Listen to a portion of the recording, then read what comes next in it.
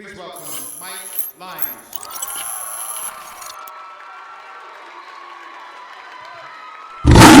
What we're gonna do is we're gonna do rounds of 10 with 10-second breaks, but the 10 seconds you're just letting it hang. You're gonna do 10, hold for 10, then you're gonna try to get 10, then you're gonna hold for 10, then you're gonna try to get as many as you can.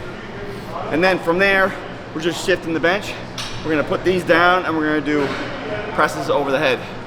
Get a bench that you can put your feet on the back because the bench will flip on you. Had that happen to me. And literally, you're like I mentioned before, you're driving your wrist. So the wrist is what's coming up, not the bar. Don't think about the bar, don't think about your hands. You're driving your wrist to your head. You're gonna feel this. There's no way you can't, because you can't cheat. What you're gonna do, walk back, excuse me, and you're gonna have to swing it. It's the only way to get it up there, unless you have a partner. So,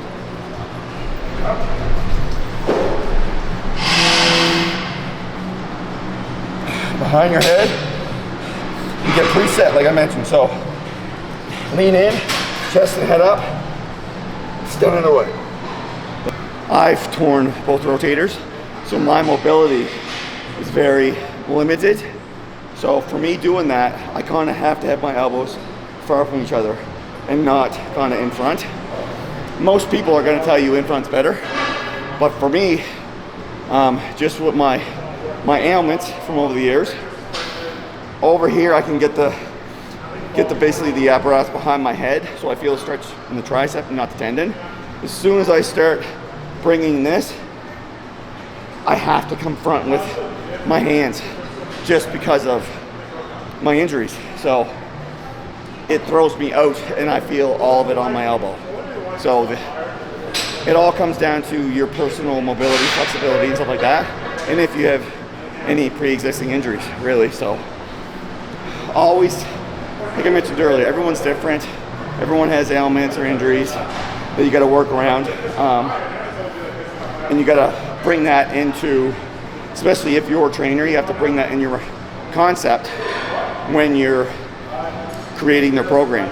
Not, if I wasn't here with Jordan, I most likely would ask him if he had any ailments, any elbow injuries, any shoulder injuries. And if he told me he had a shoulder injury, I probably wouldn't have this in his program. So I'd more so do like a push down or something like a skull crusher, like something in front. So that's something that doesn't have to put his elbows and hands way behind his head.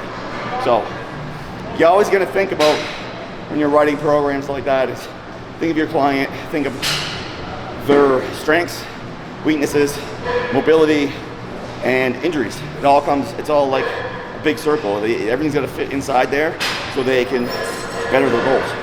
If you're outside that circle, I always call it, but it's risk to reward, and you're creeping in that risk.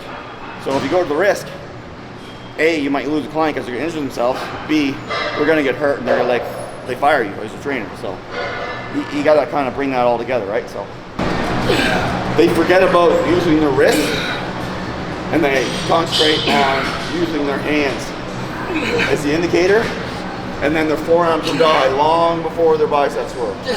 Come on. 2, 1, let it hang.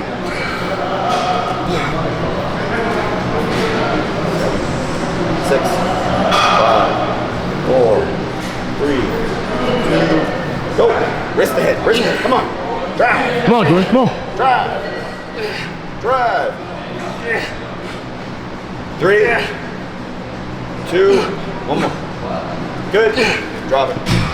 So, yeah, your elbows where they gotta go. Lean away. So now bring your head and chest up until you feel a stretch right here. That's your start point. Go. There you go. Keep those elbows behind the head. This should never touch your head. Perfect. Good. So if you saw as he was going, when his elbows drifted ahead, the strap started hitting in the back of his head. So he was getting into that point where the weight of the bearing of the exercise is going to shift from here to here. So as he gets deeper and deeper into the set, he's going to start doing this. and then you're getting front delt, you're adult tendon. So that's why I said, keep the strap behind your head. It shouldn't hit your head. And it keeps you, it's a way for a trainer to tell their client something for them to think about without even knowing that it's putting them in the right form. It's automatic. As soon as I said strap never touches your head, he stood right up, back, and then he was doing it. And then it started to drift, and I said strap behind your head, boom, he went right back to it again. So it's all these little cues instead of saying, oh, chest up, head up, back, shoulders here, elbows here. Instead of saying that, these little cues, he popped right in the right position without even thinking. So these are the little things that help clients along, helps them learn how it's supposed to feel, because really we're creating mind to muscle connection. We're not creating anything other than that. So you want them to feel it, then talk about form, talk about where things should be. But you want them to have that feeling stuck in their head first. It's just over the years I've gotten used to using my wrist as my indicator. So I'm driving with the hand. I call this, if I'm training you, I call this a hook. It's just a hook. I'm just hooking the weight. So really when I hold it like this, I'm not even thinking about this. I'm holding it like a hook. I'm driving my wrist. Because as soon as you get tired, the first thing you do is your elbows come forward and you start doing this. Yeah. But if you let that wrist go, you can't. You physically can't, because as soon as you do that, it's gonna cock your wrist back. It's gonna hurt like a bitch. So it's just things I've kind of unconsciously did over the years to make myself feel more. And it more so happened when I had injuries. I had to find a way to get around it. So, but I found when I showed other people, like, man, this feels so much better. So, give it a try. Go.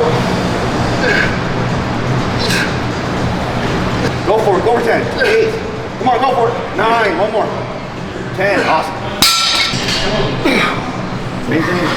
Lean in until you feel that stretch, only the try. There you go. Remember, same thing, wrist. There you go. You got her. Good.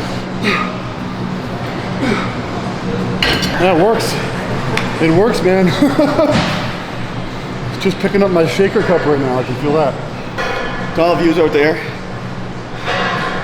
he's a seasoned, he's competed for a while. You see how tired he is, and we're only doing arms.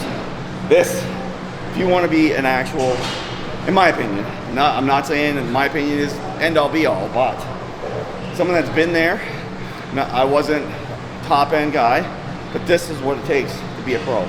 You got to train like this every single day. You got to put yourself to it. It's as easy as that. Like, you see him, he's pushing himself, and that's what it takes to get to that level. So, because you got to remember, everybody around it's not, I used to call it big fish in a little pond. So when you're in your own provincial or regional area, you're a big fish in a little pond. And you go to your national level, you're a big fish in like a lake. But then when you go to the pros, you're now a minnow in an ocean, because everybody trains just as hard as you do. And that's when genetics start coming into play. So you got to negate that and think, I'm not letting anybody train harder than me. That is it. So take that if you like it or not, but that's my personal opinion. We're going to the single arm and the skulls on the pullover next. And I got another little, so basically what we're doing right here, we're gonna be doing that in the skulls next. So that's why I'm saying 3 here, 3 there, and then we'll finish off with 4 of the singles. Form's like the precursor. So basically, as you progress into your workout, you're gonna get tired. So you're gonna start cheating. So use something like this, takes that cheat out. So most of the time. So one of the biggest cheats you'll see people do is they lean in and they use their shoulder. So that's why you see me when I get into it, excuse me, I sit back. Like my butt's not even touching the seat right now. So, and again, I'm using thumb under grip. And I'm thinking wrist. That's all I'm thinking. I'm driving with my wrist. So, at the bottom, it's it's in the middle. Up here, it's on the inside like my pinky, but it's all along the wrist. So I'm just switching, and then here, it's kind of like a motion. So I'm going from my thumb to my pinky all the way up.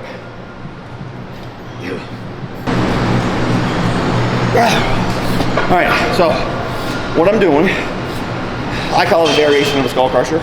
I like this machine, as I said in the previous video, because I can use this bar and I can't really cheat. I can't like swing into it. Rep wise, what I'm doing is I'm doing what we just did in spider curls. So I'm doing 10, stretching for 10, doing 10, stretching for 10, doing 10. So the reason I'm doing that is I'm 3/4 away from my workout right now, so I already have a pumped muscle. So what I'm doing is essentially what I brought up earlier, is I'm thinking of my tricep as a balloon. So every time I do a set, it's like I'm pumping a tire, putting more air in, put more air in, put more air in. Then when I stretch it out, what I'm essentially doing is I'm stretching a pump muscle, and B, what a body does when it gets that lactic acid burn is it needs oxygen. So I'm getting my breath. And what you probably see me doing earlier with Jordan, when he had that 10-second break, I was like, get your breaths in, get your breaths in, get your breaths in. I kept reminding him, get your breaths in. So in doing that, you're pumping oxygenated blood, and then you do your next 10. More oxygenated blood goes to the muscle, more blood comes in. The body wants to basically reconstitute the muscle with lactic acid blood with oxygenated blood. So it pumps more in. Another 10-second stretch, another set of breaths, another 10 after that. So, like I said, you're blowing up a balloon or you're pumping a tire. Same kind of concept. You're putting more air in. So if you don't have this particular machine, you can do, I wouldn't suggest doing skull crushers with this, just because it's a lot of risk to injury. So what I would do is I would use cables. I would use a straight bar or a V bar, and I would lay flat. So I would do the cable from the bottom, and I would do it that way. So you can get that full stretch. Dangle your head over, kind of that ball in the back of your head, dangle over the edge, and do it from there. Don't do it on an incline because you're putting too much stress on the joint where you just did the extensions that way. So that's kind of the alleviation to this, like the step down. You're not going to go as heavy, obviously, because you can go really heavy with this one, but you're going to get the same feeling. So give that a try. 7, 8, 9, 10, stretch. 9, 8, go. 2, 3, 4, 8, 9. Good. You done? Oh yeah. It's like, I was letting you get out. another set. All right, so kind of lean in the angle that you're going here. So you're gonna have a full stretch in behind. And the one thing I want to see is that like your elbow doesn't move this way or that way. So everything is straight. Standing over top, you're gonna have the same stretch, but I have more when I go out like this. And with this, I still have the ability to lean back. Here, I do not have that ability because I would physically have to hyperextend my back to do that. That's why I'm saying this doesn't move. So as long as you're here and you don't feel a stretch here, you're in the right spot. But if you're feeling a stretch here, yeah, stand up just a hair. But it's all on feel, it's all on preset. So right now, all I'm feeling is my bicep. I'm not feeling front delt. Another way you can call these is a dead curl. So it's dead weight. You're going right to a dead stop. Stop, now curl, dead weight. Still concentrating on the wrist, I'm not concentrating on the handle. My wrist is what I'm concentrating on moving, not my hand. Essentially what they're doing, if I was like this and I really wanted to crank that squeeze, the way to do it is I have to do this. So what motion is this? Like I'm at full flex right now. The only way to make that flex harder, realistically, the first thing the body's gonna do is do this. That's front delt. Like literally, I'm doing a front raise. If I stand up like this is what I'm doing. So doing this, you just go until it's fully flexed. Like I can't physically move my forearm any higher. There's no, you can't emphasize that anymore, really, without bringing it in another muscle. So, all right, so now we're gonna do cross bodies. So, elbows up here. What I like to do is I like to put my hand here, coming back, and again, I'm thinking of this part of my wrist going away. My hands are just hooks. I just hook the weight, I'm extending away. I like using this so my elbow doesn't drop. As your elbow drops, you're coming across, so keep your elbow not high. Have this kind of as like a, preacher, kind of like a stand, and then you're driving the wrist away from you. So you can go right to failure on that. So the good thing with that one is you don't have to go super heavy. It's all on feel. You're feeling that flex, feeling that stretch, and then you just go until it's like almost into partials kind of thing. So it really kind of helps that mind to muscle connection. So as soon as you feel a stretch here, you're going too far. Yeah. So just, this is where I want. Yeah. So same thing, you're driving with this. There you go. So imagine there's a bar right through here that this does not move. There you go. Now it's all here. You got it.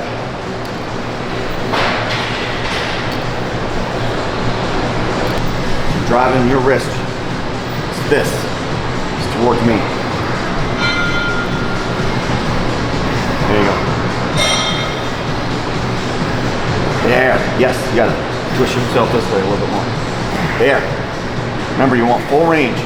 So as soon as you start twisting into it, there you go, twist. There you go. Full range. There.